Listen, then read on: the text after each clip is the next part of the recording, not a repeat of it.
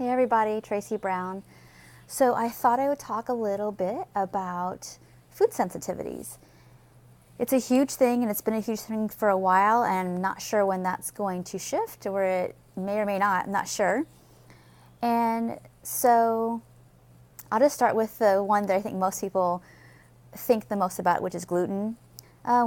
Wheat, not quite as much, but gluten in particular. It just depends on the person and who they are and what they ask and what they're struggling with. So I'll just put it straight out there. Do I think gluten is evil? No. Or wheat is evil? No. I think there are a lot of factors as to why so many people seem to be having trouble with things. And so I'll put it out there to you. The things that I see in common with people who seem to be really struggling with a lot of different sensitivities. And so allergies and sensitivities are totally different mechanisms. I mean, inflammation is in there with both of those. But, of course, celiac. Don't eat gluten. Please do not eat gluten if you have celiac. If you have really, inflamed time with something like, let's say, colitis or Crohn's, please do not eat certain fruit and vegetables. You will be miserable. Don't do it. But does that mean inherently these foods are bad? No. It just means at this point in time, your body is struggling to be able to smoothly, and if you have like I said, a sensitivity, to adequately handle and digest these foods. Doesn't mean that they're bad. And so maybe we'll start a little bit, well, how does this stuff happen? A lot of ways. And like I said, I'll go back to when I see people come to me like are having sensitivities to all different kinds of foods, I kind of look at the big picture of life. What has been going on? And for how long levels of dis-ease in their lives they've been having. And what I see is that a lot of people have predispositions to some gut things long time ago when they were young. It's just that they learned to live with like their nervous stomach before test or presentations, or when they were 10 or they're 16, nobody said you had IBS, but they would just have these little periodic bouts of digestive issues, but it really didn't change their food at all. And also didn't have resource for the source of the body sensation, which I'm going to generically call stress, but it's more about unprocessed emotion that's not being addressed. And so my people that come to see me a lot of times, their lives are full of overburden and overwork, and they've had 5 or 10 years of over-functioning in their life somehow, being responsible for a lot of people and their emotions, being in jobs they don't like, being in toxic relationships, just being chronic caretakers for people, whether little people, big people, with no relief. And there is nowhere for that to go. So imagine your body, and this is something that I do with a lot of my clients when I talk about somatic work. This is a metaphor I got from Irene Lyon, one of my teachers. And so imagine your body is like a swimming pool. And so that's your body, that's your system. But every little stressor that you get put in, that gets in your system, act as if imagine that's a beach ball. And let's say that you are the type of person that just gets some stress and you just keep going. We really don't take the time to journal that or talk to somebody about that or move and shake and express that from the body. What happens? It gets stuck. It gets trapped. So imagine year after year after year of all those little incidences, and this could be your whole life, of beach balls in your pool. What happens? Your system gets clogged up, jammed up. There's not much room for movement. You might feel stiff. Sometimes you might get just so overwhelmed that you just shut down. And so what do you think happens to your digestive system? It gets jammed up and shut down too. And so I totally think that all the things that people are trying are important, like doing some short-term, by the way, experiments with their food to see what's helping, what's not, to try some supplements to ramp up their nutrient-dense other foods or to take some vitamins. I think that stuff's all important. I don't think that's the cure though. And so that's what I really, really encourage people to start with, is look at the bigger picture of life. That there's some ways, or first identify what's going on in the big picture of my life where my body is just so full up of relationships that don't work, jobs that don't work.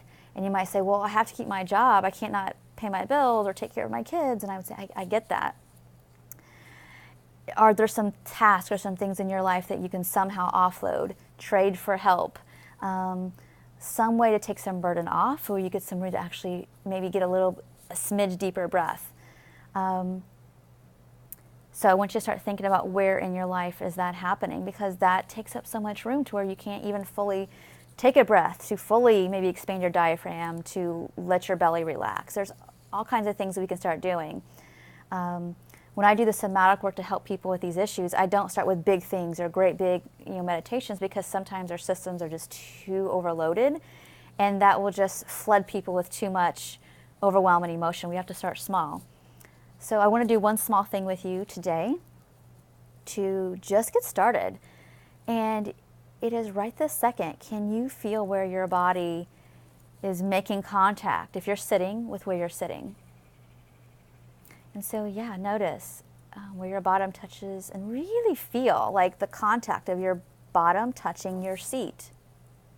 Notice like I'm sitting on this kind of textured cushion here, and I can feel like a little bit of the lines of that on the backs of my legs, and feel the back. So these cushions, I can feel the back, and I can feel more contact with the back side, like my tricep on the seat, and actually feel the contours of that and feel how far that extends and feel the sensations of that. And I can feel it come off from the back of my shoulder. Now let's just stay there a few minutes of noticing. Can you notice which foot, if your feet are on the floor, has more contact with the floor? Can you notice where the small of your back lands if you're sitting somewhere? If you're doing this while you're standing, that's totally fine. Again, notice which leg maybe feels like is holding more of your weight, your left or your right. If you can start with that exercise and do that once a day, you might find that you start to slow down in your system just a little bit. And there's all kinds of practices that I layer on top of that, of course, to get more full-on body awareness and to let your body do what it does, which is heal you. So you don't have to stop your practices. But coming back full circle around to the food, and let's say a food like gluten or dairy or whatever food it is, I totally believe some of us have sensitivities. I do. I definitely have a quote-unquote sensitivity to dairy. But I do notice when I was in really stressful times about 4 to 5 years ago, that my body really could tolerate some of those, like, let's say, especially dairy less. And so I did have to eliminate it, not because that I thought dairy was bad or I would never eat it again. It was because I needed to work on my life before dairy and I could have a little bit more dancing relationship. So now I eat dairy, totally. I have cheese most days and I don't have a problem with it. And I'm still experimenting with like how many portions of that a day I can tolerate. I don't think I have a limitless amount of dairy I can tolerate just physiologically from my genetic makeup. But I can eat it, and it's something that I couldn't a couple of years ago. But I worked on the food stuff and did some supplementation to help heal that inflammation a little bit. But the biggest thing was really 80%, if not 90%, really was looking at the places in my life that weren't working. And the other 20% was some of the food and supplements and all that. I truly believe that. I think that was a help, but the other part really was my life. So, and I think that's a portion of where I have a lot of colleagues I know who do a lot of functional nutrition and medicine, and I think that stuff's great and it's important. But if we overvalue that, I think that there's some people that come away from it spending $100 a month on supplements and having really, really limited food intake, which is really stressful and definitely doesn't jive with non-diet living in terms of being so preoccupied with food. I think that that's the missing piece for many people, is let's start eliminating what's not working in our lives and replace it with more things that are in alignment with what we need our lives to look like to feel more whole.